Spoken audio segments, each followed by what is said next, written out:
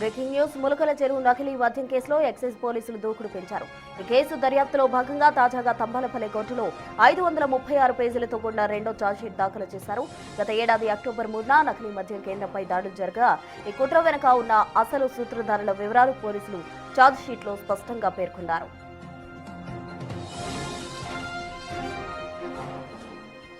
ముఖ్యంగా మాజీ మంత్రి జోగి రమేష్, ఆయన సోదరుడు రాముకు ఈ నకిలీ మద్యం దందాతో ఉన్న సంబంధాలపై పోలీసులు పక్కా ఆధారాలు సేకరించారు.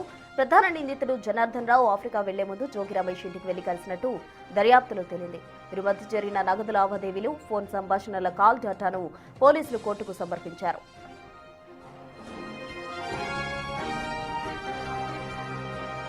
ఇప్పటి వరకు ఈ కేసులో 33 మందిపై కేసులు నమోదు కాగా 31 మందిని పోలీసులు కటకటాల వెనక్కి పంపారు. నిందితుల కస్టడీ విచారణలో నకిలీ లేబుళ్లు, బాటిళ్ల తయారీ కేంద్రాలకు సంబంధించిన కీలక సమాచారం లభ్యమైంది. గత డిసెంబర్లో ప్రాథమిక ఛార్జ్షీట్ వేయగా తాజాగా దాఖలైన రెండో ఛార్జ్షీట్తో ఈ కేసులో మరిన్ని అరెస్టులు జరిగే అవకాశం కనిపిస్తోంది.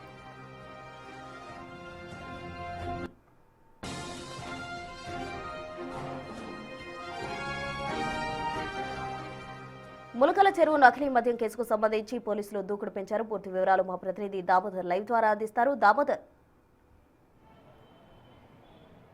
ప్రస్తుతం నకిలీ మద్యం కేసుకు సంబంధించి ఈ కేసులో రెండో ఛార్జ్షీట్ ఎక్సైజ్ పోలీసులు నిన్న తంబలపల్లి కోర్టులో దాఖలు చేశారో 536 పేజీల ఏదైతే సమాచారంతో ఉన్న ఛార్జ్షీట్ను నిన్న కోర్టులో దాఖలు చేశారు. ఈ కేసుకు సంబంధించి 33 మంది నిందితులు కాగా 31 మందిని మాత్రమే అదుపులోకి తీసుకొని వారి అరెస్ట్ చూపించారు. ఇందులో మిగతా కీలక నిందితులుగా భావిస్తున్న ఏదైతే గత తంబలపల్లి మాజీ టీడీపీ ఇన్ఛార్జిగా కొనసాగిన జయచంద్రారెడ్డి, అతని బావమరిది గిరిధర్ రెడ్డి, వీరిద్దరూ మాత్రం ఇప్పటికీ అజ్ఞాతంలో ఉన్న పరిస్థితి. మిగతా 31 మందిని అరెస్ట్ చేశారు. జోగి రమేష్తో పాటు ఆయన సోదరుడు, అదేవిధంగా అద్దేపల్లి జనార్దన్ రావు ఆయన సోదరుడు ఈ కేసులో కీలక నిందితులుగా భావిస్తున్న నేపథ్యం. మరోవైపు ఏదైతే ఈ కేసుకు సంబంధించి గత వారంలో 5 మందిని నిందితులను, జనార్దన్ రావుతో పాటు మిగతా 5 మంది నిందితులను కస్టడీకి తీసుకున్న ఎక్సైజ్ పోలీసులతో పాటు సిట్టు 5 రోజుల పాటు విచారించింది. ఈ నేపథ్యంలో అద్దేపల్లి జనార్దన్ రావు సెప్టెంబర్లో ఏదైతే ఆఫ్రికా వెళ్లే ముందు జోగి రమేష్ను అతని ఇంట్లో కలిసినట్లు కూడా ఆధారాలు ఏదైతే సేకరించారో దీనికి తగ్గట్టు రికార్డెడ్ ఆధారాలు కూడా కోర్టుకు సమర్పించారు.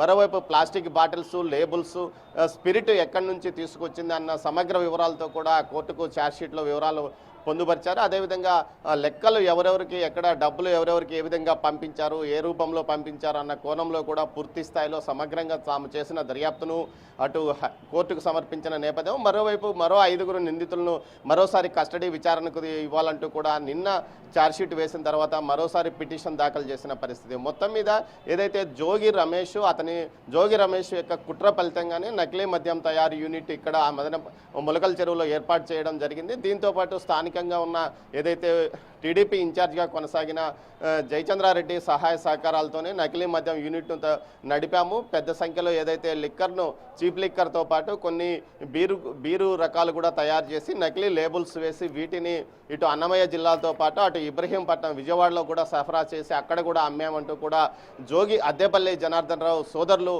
ఏదైతే ఇచ్చిన వాంగ్మూలం మేరకు పూర్తి స్థాయిలో ఛార్జ్షీట్ దాఖలు చేసినట్టు తెలుస్తుంది. మరోవైపు మరో అదనపు ఛార్జ్షీట్ను కూడా పూర్తి స్థాయిలో దాఖలు చేసే అవకాశం ఉంది. గతంలో డిసెంబర్లో ప్రాథమిక ఛార్జ్షీట్ దాఖలు చేసిన సిట్టు ఏదైతే ఎక్సైజ్ పోలీసులు తాజాగా నిన్న ఛార్జ్షీట్ పూర్తి స్థాయిలో దాఖలు చేశారు. మరోవైపు ఇంకా విచారణ కొనసాగుతున్న నేపథ్యంలో ఇంకా మిగతా 2 నిందితులు అరెస్ట్ అయిన తర్వాత పూర్తి స్థాయిలో ఛార్జ్షీట్ దాఖలు చేస్తామని తెలిపారు.